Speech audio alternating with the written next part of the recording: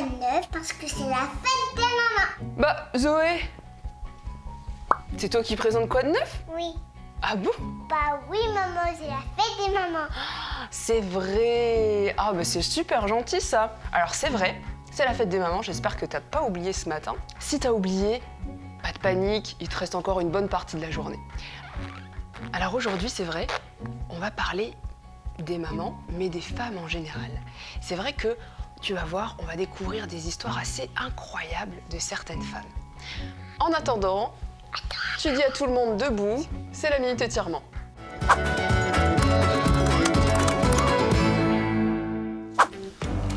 Bon, vu que c'est la fête des mères, aujourd'hui c'est moi qui vais me coller à l'étirement. Est-ce que vous êtes prêts? Tout le monde se lève? C'est parti. Zoé, tu veux venir? Ok. On va commencer par lever les genoux. 1, 2, 1, 2, 1, 2. Après, on fait un tour avec la tête. On se détend. On tire vers le haut les bras, fort, fort, fort, fort, fort. Et on fait des petites flexions aussi, parce que les jambes, important. 1, 2, 3, 4. Ok, super. Et on va aussi s'échauffer la voix, parce que après on va chanter quand même tous ensemble, donc c'est important. Zoé, tu fais comme moi? On fait...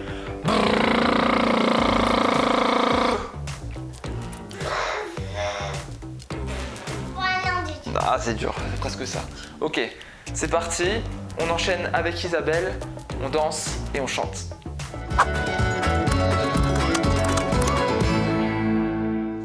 Bonjour les enfants, j'espère que ce matin, vous n'avez pas oublié de souhaiter une bonne fête à votre maman et de lui avoir fait un gros câlin. Aujourd'hui, j'aimerais vous apprendre un chant qui parle que notre vie doit être comme une fleur. Elle doit exhaler un bon parfum d'amour et de gentillesse et de joie pour le Seigneur, mais aussi pour votre maman et pour tous ceux qui vous entourent. Alors, je vais vous montrer les gestes. Que ma vie soit une fleur, un parfum pour toi, Seigneur. Vous allez le faire avec moi? Allez, c'est parti. Que ma vie soit une fleur, un parfum pour toi, Seigneur. Que ma vie soit une fleur, un parfum de bonne odeur. Devant toi, je me repens. Fais de moi ce que tu voudras. Devant toi, je me repens. Fais de moi ce que tu voudras.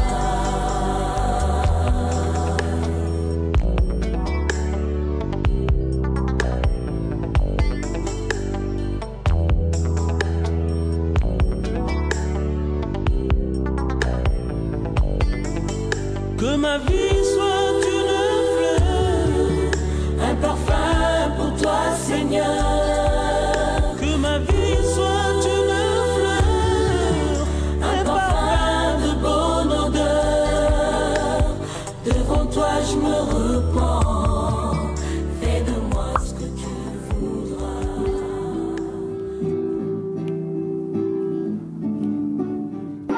Et moi, unis par le don de sa vie, à la croix, où l'amour a perdu sa force.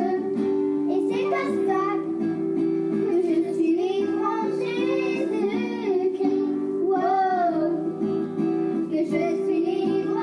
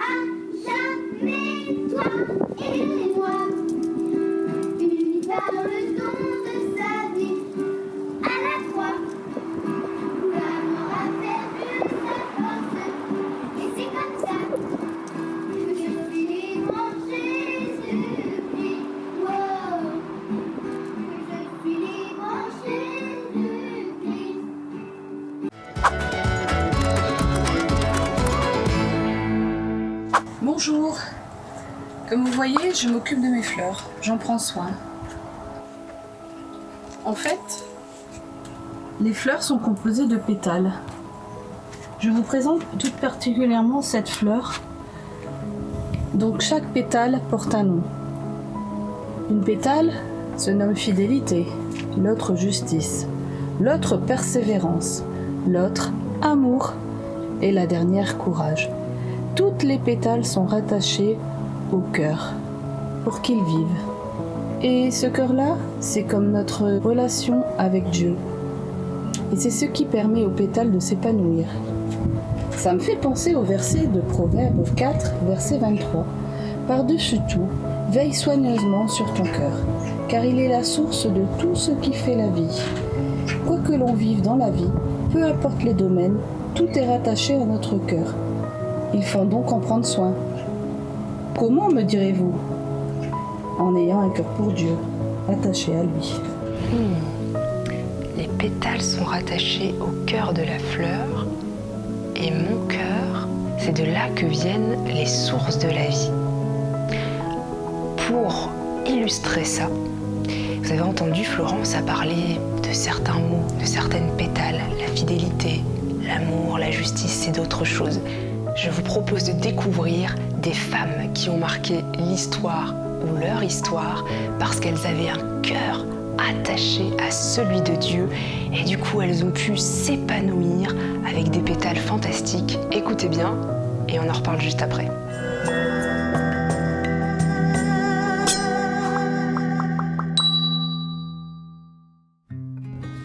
Hey! Je vais te raconter l'histoire de Gladys Aylward.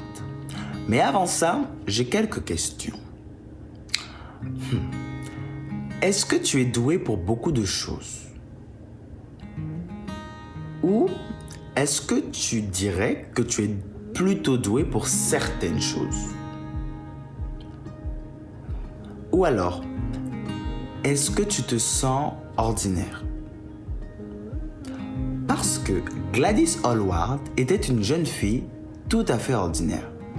Elle n'était pas particulièrement intelligente, non, elle était juste ordinaire. Elle n'était pas très riche non plus, et son travail était plutôt banal. Elle était femme de ménage dans une famille riche. Tout dans la vie de Gladys était ordinaire. Mais Gladys avait un ami extraordinaire, Jésus. Et elle voulait aller en Chine pour parler de son ami aux Chinois. Mais personne ne voulait l'accompagner en Chine, parce que tout le monde pensait qu'elle était beaucoup trop ordinaire. Mais elle a persévéré, et elle y est partie toute seule. Et avec Jésus, l'ordinaire Gladys a pu réaliser des choses extraordinaires. Elle a ouvert un hôtel au milieu de nulle part et elle y racontait des histoires de la Bible à tous les voyageurs qui y entraient. Elle a travaillé pour le gouvernement chinois comme inspectrice des pieds. Et pendant qu'elle examinait les pieds des gens, elle leur disait tout ce qu'elle savait au sujet de son ami Jésus. Elle s'est aussi occupée de plus de 100 enfants qui n'avaient personne d'autre pour les aimer. Et quand la guerre a éclaté en Chine, elle a protégé ces enfants en marchant avec eux pendant des jours et des jours. Et ils ont tous ensemble traversé les montagnes afin d'échapper au combat. Gladys a vécu bien des aventures extraordinaires. Et ça, grâce à Jésus. Et grâce à la persévérance dont elle a fait preuve. Certains trouvaient Gladys trop ordinaire, mais pas Jésus. Et Jésus peut aider tous ses amis ordinaires, comme toi, et moi, et surtout comme Gladys. Oui, Jésus peut aider tous ses amis ordinaires à réaliser des choses extraordinaires pour lui.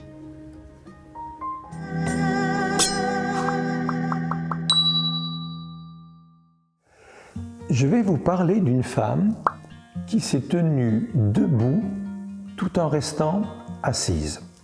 Debout pour plus de liberté, pour plus de justice entre les personnes noires et blanches. Elle s'appelle Rosa Parks. Nous sommes en 1955 en Alabama, dans un contexte ségrégationniste, c'est-à-dire un système qui met à part les Noirs juste parce qu'ils sont noirs et cela sans aucune autre raison. Rosa est couturière et après avoir passé une longue journée au travail, elle s'assied dans le bus pour rentrer chez elle. Mais voilà qu'un homme blanc qui entre dans le même bus lui demande de lui laisser la place, car il pense qu'il a plus le droit qu'elle d'être assis là, car lui est blanc et elle noire. Pour ça, elle est arrêtée par la police. Oui, pour ça. Mais heureusement, l'histoire ne s'arrête pas là. Son acte va inspirer beaucoup de monde. On va oser dire qu'il y a beaucoup trop d'injustice et les choses vont commencer à changer pour que chaque personne ait les mêmes droits, blancs ou noirs, dont celui de s'asseoir où l'on veut dans un simple bus. Rosa Parks voulait œuvrer pour la paix. Elle croyait en Dieu et croyait que Dieu aime chaque personne de la même façon, sans aucune différence. Elle nous montre ainsi que nous pouvons toujours faire quelque chose pour prendre le parti de la justice.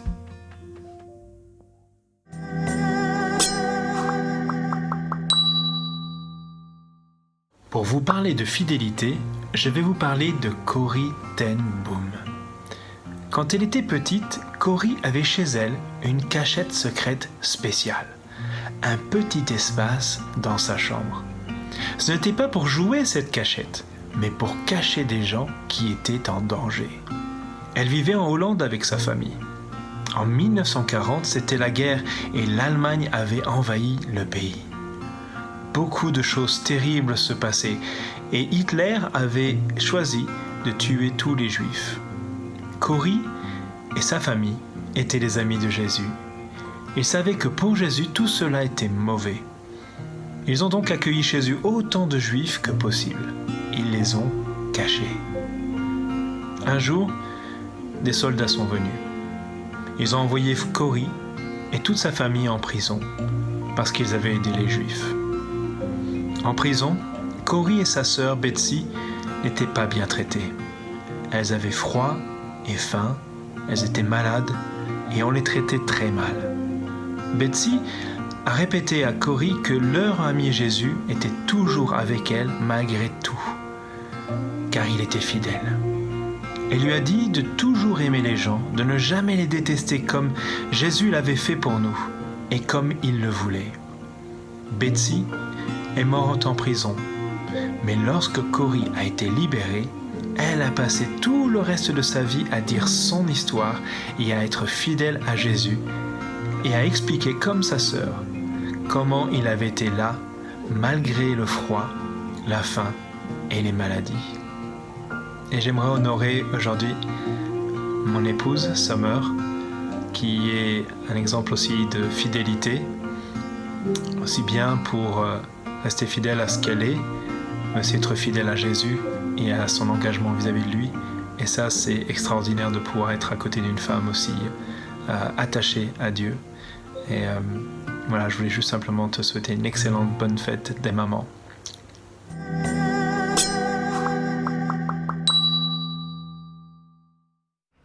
Anne Bradstreet a écrit plein de poèmes au sujet de tout ce qu'elle aimait.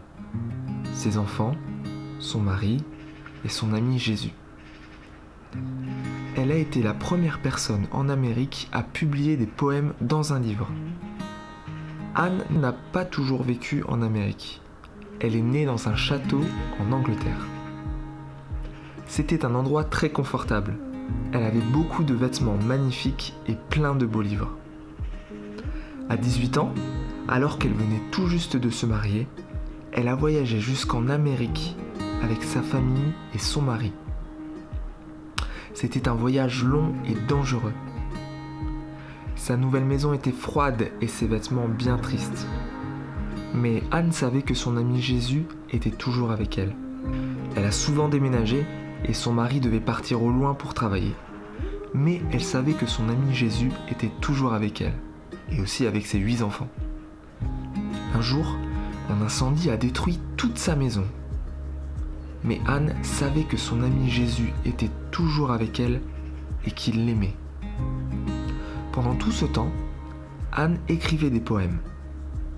Il parlait de son amour pour son mari, pour ses enfants et pour son ami Jésus, en qui elle avait toujours confiance, même quand sa maison a brûlé. Et je voudrais aussi rendre hommage à ma propre femme, Melvin, sur ce thème de l'amour, parce qu'au quotidien, elle démontre un amour pour sa famille, donc pour moi, pour Zoé, mais aussi pour les gens qui l'entourent, et surtout pour Jésus. Et ça, c'est vraiment super de l'avoir comme femme à mes côtés, et comme maman pour Zoé aussi. Et je veux vraiment la remercier et la mettre à l'honneur ce matin.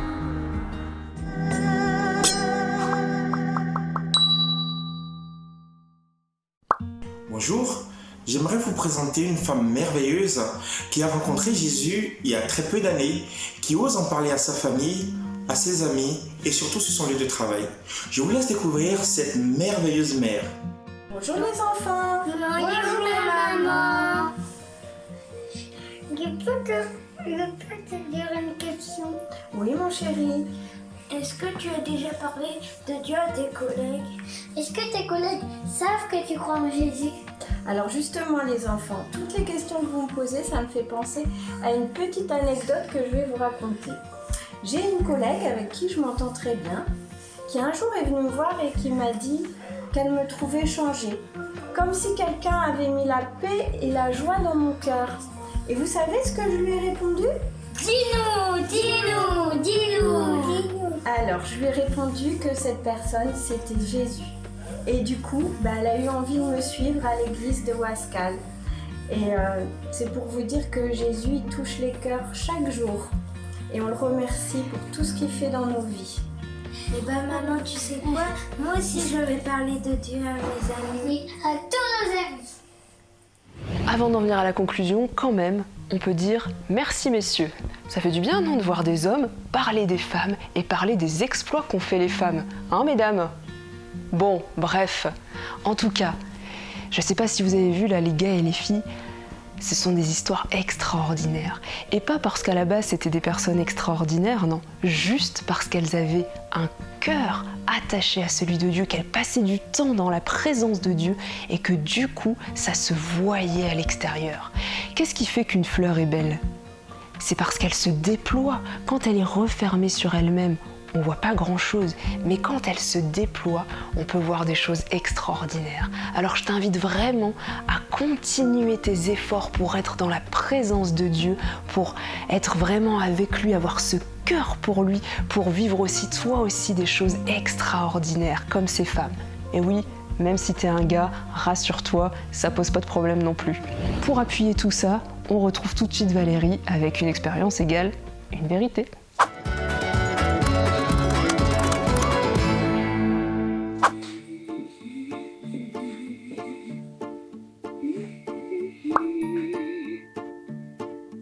Waouh, c'est super!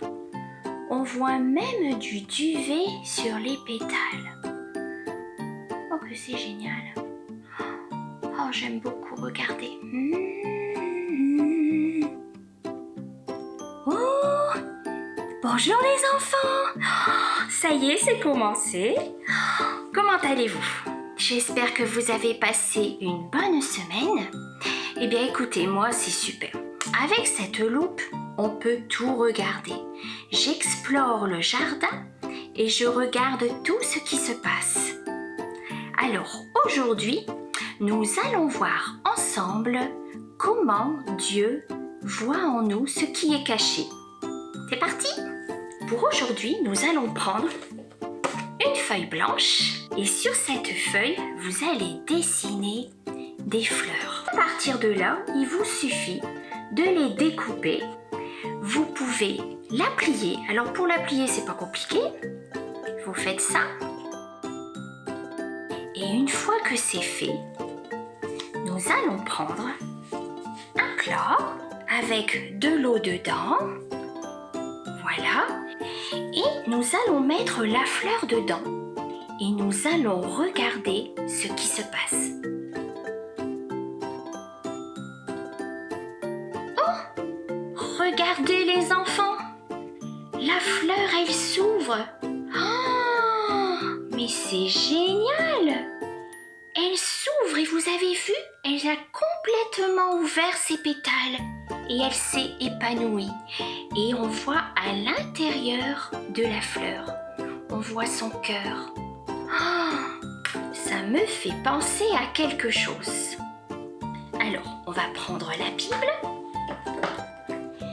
et on va aller dans les Proverbes au chapitre 4 et ce sera au verset 23. Veille soigneusement sur ton cœur, car de lui viennent les sources de la vie.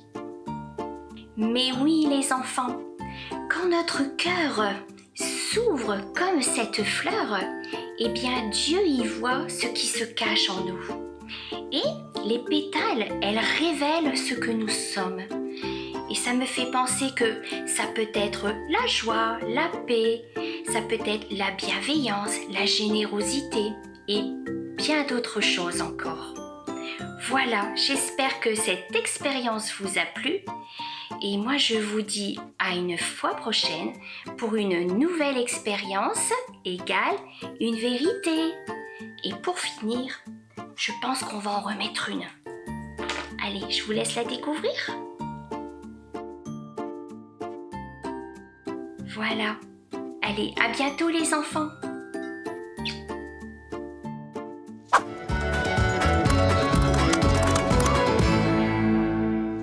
Par-dessus tout, veille soigneusement sur ton cœur, car il est la source de tout ce qui fait ta vie.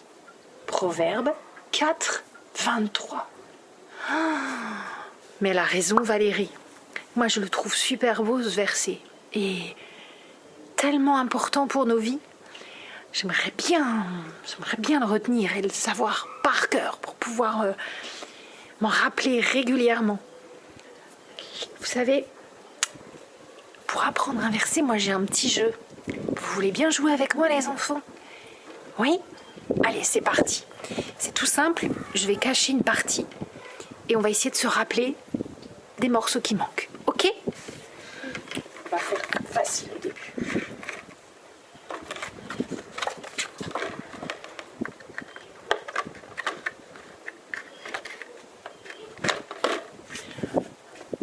Par-dessus tout, veille soigneusement sur ton cœur, car il est la source de tout ce qui fait ta vie. Proverbe 4, 23. On continue? Allez, un petit peu plus compliqué, on en retourne 2. Encore.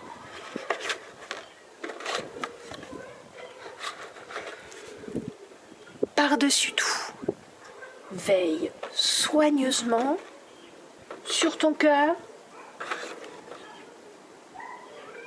car c'est la source de tout ce qui fait ta vie. Proverbe 4, 23. Oh. Allez, on complexifie encore, on cache tout.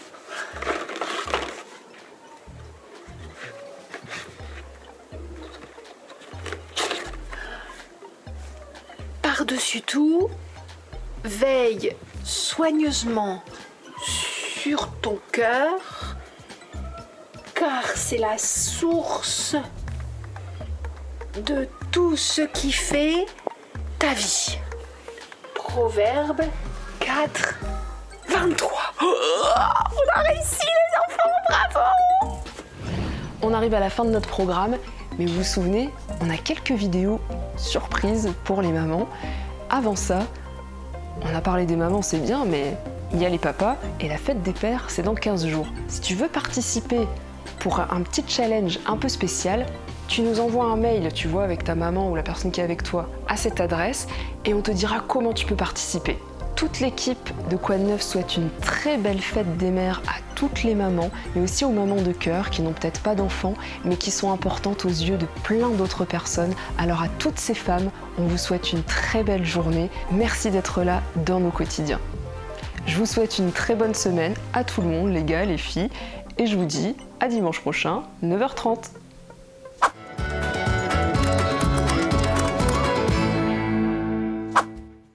Bonne fête, maman, on t'aime.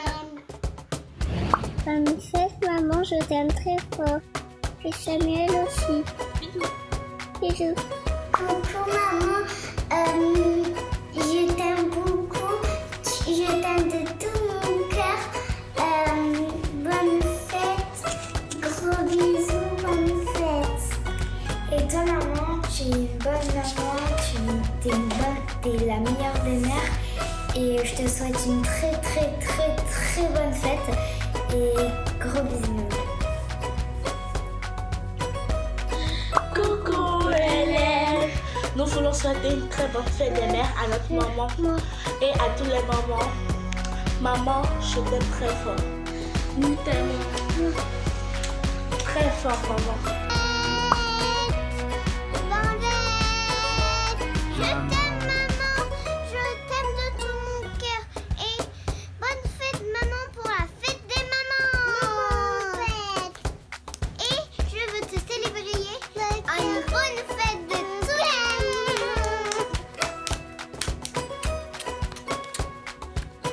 Coucou maman, je te souhaite une très bonne fête des mères, je t'aime de tout mon cœur. Merci pour tout ce que tu fais pour moi, tout ce que tu fais pour moi, je te fais plein de gros bisous. Au revoir maman. Merci maman pour tout ce que tu as fait. Je t'aime. Merci maman pour tout ce que tu fais. Tu es la meilleure des mamans. En fait, j'ai oublié de te raconter mes en fait, 3 petits cacaras. Bonne fête maman. On t'aime. On t'aime. Coucou. Bonne fête maman. Bisous. Bisous. Bonne fête des mères maman. Tu es la meilleure maman du monde. Je suis contente d'avoir une mère comme toi. Parce que tu prends bien soin de moi et j'espère de t'avoir pour toute la vie. Car tu es la meilleure maman du monde et je t'aime beaucoup. Bonne fête maman. Bonne fête maman. Je t'aime.